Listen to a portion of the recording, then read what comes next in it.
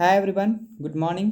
कैसे हैं आप सब? आई होप आप लोग अच्छे होंगे। तो आइए दोस्तों, आज हम लोग शुंग वंश और सातवाहन वंश के मोस्ट इंपॉर्टेंट ऑब्जेक्टिव क्वेश्चंस के बारे में डिस्कशन करने वाले हैं, जो कि आपको एसएससी, सीएचएसएल, एमटीएस जितने भी कम्पिटिटिव एग्जाम्स होते हैं वहाँ पर यहाँ से आप लोग को देखने को ज़रूर मिलेगा क्वेश्चंस। तो आइए वीडियो को स्टार्ट करते हैं। वीडियो को स्टार्ट करने से पहले अगर आप लोग इस चैनल पर नए आए हैं तो चैनल को सब्सक्राइब कर ले और बेल आइकन को भी प्रेस कर ले, ताकि आने वाले वीडियो का इन्फॉर्मेशन सबसे पहले आप लोग तक पहुंच पाए। तो आइए वीडियो को स्टार्ट करते हैं। शुंग और कर्णव सातवाहन किस साम्राज्य के प्रमुख राजवंश थे? देखिए, ऑप्शन है मौर्य, ब्राह्मण, गुप्त, इनमें से कोई नहीं। तो दोस्तों, इसका राइट आंसर हो जाएगा ये ब्राह्मण साम्राज्य के राजवंश थे। चलिए नेक्स्ट क्वेश्चन। दोस्तों, थोड़ा ये क्वेश्चंस आप लोग को फ्रेश नहीं दिख रहा होगा, हम बोल रहे हैं तो आप लोग को जो है ना, आप लोग सुन सुन करके आप लोग इसका आंसर दीजिएगा। कोई ओके। देखिए, मगध में ब्राह्मण साम्राज्य का संस्थापक कौन था? ऑप्शंस है वासुदेव, चंद्रगुप्त मौर्य, सुशर्मा, पुष्यमित्र, शुंग। तो दोस्तों, इसका राइट आंसर हो जाएगा पुष्यमित्र शुंग। जो है ये ब्राह्मण साम्राज्य यानी प्रथम ब्राह्मण साम्राज्य, जिसे हम लोग शुंग वंश के नाम से जानते हैं, पुष्यमित्र शुंग। चलिए नेक्स्ट क्वेश्चन देख लीजिए आप लोग के सामने। शुंग शासकों की दूसरी राजधानी कहाँ थी? ऑप्शंस है अवंती, औरंगाबाद, विदिशा, इनमें से कोई नहीं। तो दोस्तों, 3 नंबर का आंसर आप लोग बताइएगा। अगर आप लोग को पता है तो नीचे कमेंट कीजिएगा। तो चलिए, इसका राइट आंसर हो जाएगा विदिशा। दूसरी राजधानी था ये दोस्तों, विदिशा। चलिए अगला क्वेश्चन आप लोग के सामने। किसने 2 अश्वमेध यज्ञ कराए? ऑप्शंस है पुष्यमित्र, दशरथ, स्कंदगुप्त, समुद्रगुप्त। तो इसका राइट आंसर हो जाएगा पुष्यमित्र शुंग। चलिए नेक्स्ट क्वेश्चन।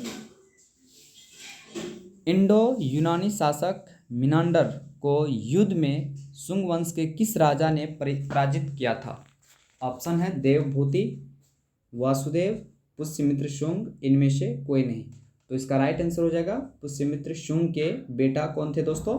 वो अग्नि मित्र थे, ठीक है, जिन्होंने मियांडर को हराया था। चलिए नेक्स्ट क्वेश्चन। शुंग वंश के बाद किस वंश ने भारत पर राज किया था? यानी शुंग वंश के बाद ऑप्शन है सातवाहन, कुषाण, कण्व, गुप्त। तो इसका राइट आंसर हो जाएगा, वो हो जाएगा दोस्तों कण्व वंश। चलिए नेक्स्ट क्वेश्चन। कण्व वंश के संस्थापक कौन थे? तो कण्व वंश के संस्थापक ऑप्शन है वासुदेव, देवभूति, दशरथ, कुणाल। तो 7 का राइट आंसर हो जाएगा दोस्तों वासुदेव, बिल्कुल राइट आंसर हो जाएगा ए ऑप्शन। तो चलिए नेक्स्ट क्वेश्चन। सातवाहन वंश के स्थापना किसने की? सातवाहन वंश की स्थापना किसने की? ऑप्शन है सुशर्मा, वासुदेव, सिमोक, इनमें से कोई नहीं। तो इसका राइट आंसर हो जाएगा सिमोक। याद रखिएगा, बहुत ही इंपॉर्टेंट क्वेश्चन है। चलिए अगला क्वेश्चन। सातवाहन शासकों की राजधानी कहाँ थी? प्रतिष्ठान, औरंगाबाद, कल्याण, इनमें से कोई नहीं। तो इसका राइट आंसर हो जाएगा दोस्तों प्रतिष्ठान।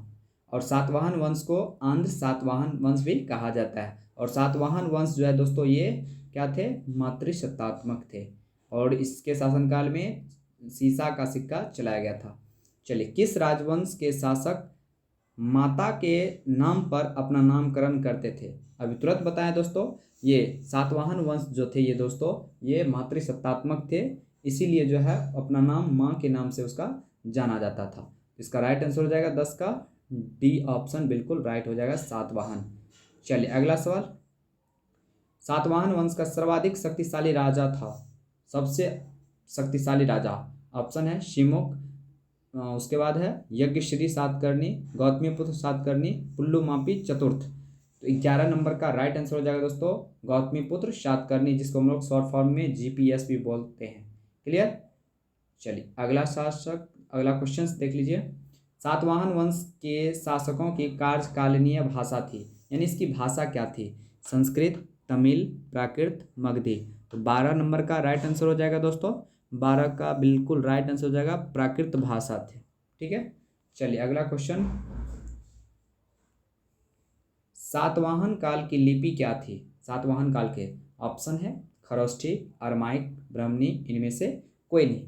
13 नंबर का बिल्कुल राइट आंसर हो जाएगा। देखिए दोस्तों, भारत में कोई भी अगर लिपि क्यों ना हो, वो कौन सा लिपि में था? ब्राह्मणी लिपि में था। चलिए अगला सवाल,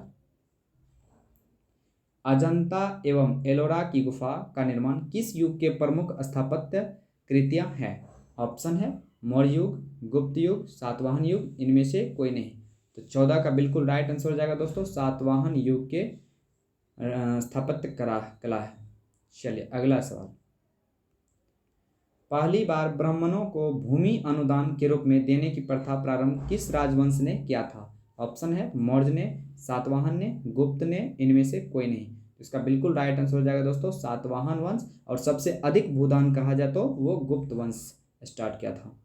चलिए अगला क्वेश्चन, और आप लोग के सामने क्वेश्चन है, प्राचीन भारत का महान व्याकरण लेखक एवं योग दर्शन के प्रतिपादक पतंजलि निम्नलिखित में किसके समकालीन थे? कनिष्क, चंद्रगुप्त द्वितीय, गौतमीपुत्र सातकर्णी, पुष्यमित्र, शुंग। तो 16 नंबर का बिल्कुल राइट आंसर हो जाएगा दोस्तों पुष्यमित्र। शुंग के शासनकाल में थे कौन? पतंजलि। योग दर्शन के प्रतिपादक भी थे, याद रखिएगा। चलिए अगला क्वेश्चन, मौर्य वंश के बाद किस वंश का राज्य स्थापित हुआ था? मौर्य वंश के बाद किस वंश का राज्य स्थापित हुआ था? ऑप्शन है शक वंश, कुषाण वंश, सातवाहन वंश, शुंग वंश। तो इसका बिल्कुल राइट आंसर क्या हो जाएगा? Option number D. कौन हो जाएगा दोस्तों? शुंग वंश। शुंग वंश हो जाएगा। चलिए अगला क्वेश्चन, निम्नलिखित युग्मों में से कौन सा सुमेलित नहीं है? पहला ऑप्शन है चंदेल वंश, बुंदेलखंड, मौर्य वंश, पाटलिपुत्र, यानी राजधानी इधर है दोस्तों, इधर वंश है, सातवाहन वंश, विजयनगर, पल्लव वंश, कांचीपुरम।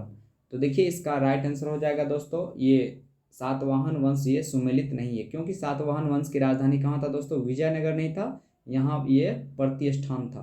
कहाँ था दोस्तों? प्रतिष्ठान। क्लियर हो गया? तो चलिए नेक्स्ट क्वेश्चन, यानी सी ऑप्शन आपका आंसर हो जाएगा, बाकी सही है। यानी चंदेल वंश का कहाँ था राजधानी? बुंदेलखंड, मौर्य वंश का पाटलिपुत्र था, और पल्लव वंश का कांचीपुरम था। चलिए अगला सवाल, अगला सवाल है, अशोक के शिलालेख लिखे गए थे? Greek, Kharoshthi, Aramaic, Sanskrit. बताइए कितने लिपि में लिखे गए थे? तो दोस्तों याद रखिएगा आप लोग 139 नंबर का, यानी मतलब ये नंबर है, लेकिन आप लोग को याद रखना है। इसका आंसर बिल्कुल राइट आंसर हो जाएगा, वो हो जाएगा दोस्तों 1 2 3, यानी ग्रीक हो गया, खरोष्ठी हो गया, अरमाइक, यानी बी ऑप्शन बिल्कुल राइट हो जाएगा। चलिए अगला सवाल, अगला सवाल, किस श्रीलंकाई शासक ने अपने आप को मौर्य सम्राट अशोक के आदर्शों के अनुरूप ढालने की कोशिश की? ऑप्शन है महाबली, वीर सिंधे, तिस, राणा सिंधे। 140, यानी अगला क्वेश्चन है दोस्तों, ये सीरियली वाइज इसमें नहीं है, ठीक है। इसका राइट आंसर हो जाएगा तिस, श्रीलंका के शासक थे। चलिए अगला सवाल, किस जैन ग्रंथ में चंद्रगुप्त मौर्य के जैन धर्म अपनाने का उल्लेख मिलता है? पूर्व, परिशिष्ट पर्वन, अंग, उपांग। तो इसका बिल्कुल राइट आंसर हो जाएगा दोस्तों, वो हो जाएगा परिशिष्ट पर्वन। ये पुस्तक में इसका चर्चा है। हाँ, मेगास्थनीज किसका राजदूत था? तो बताइए, सेल्यूकस निकेटर, सिकंदर, तिरियस और पारसियों का। इसका बिल्कुल राइट आंसर हो जाएगा सेल्यूकस निकेटर, ए ऑप्शन। चलिए, किसने पाटलिपुत्र को पालीब्रोथा कहा था? बताइए इसका राइट आंसर क्या होगा? इसका राइट आंसर हो जाएगा मेगास्थनीज। पाटलिपुत्र को पालीब्रोथा कहा था। चलिए अगला सवाल, प्राचीन भारत के प्रसिद्ध शासक जिसने अपने जीवन के अंत समय में जैन धर्म ग्रहण किया, वे थे? समुद्रगुप्त, बिंदुसार, चंद्रगुप्त मौर्य, अशोक। तो इसका बिल्कुल राइट आंसर हो जाएगा, वो हो जाएगा चंद्रगुप्त मौर्य, जिसकी मृत्यु श्रवणबेलगोला में हुई थी।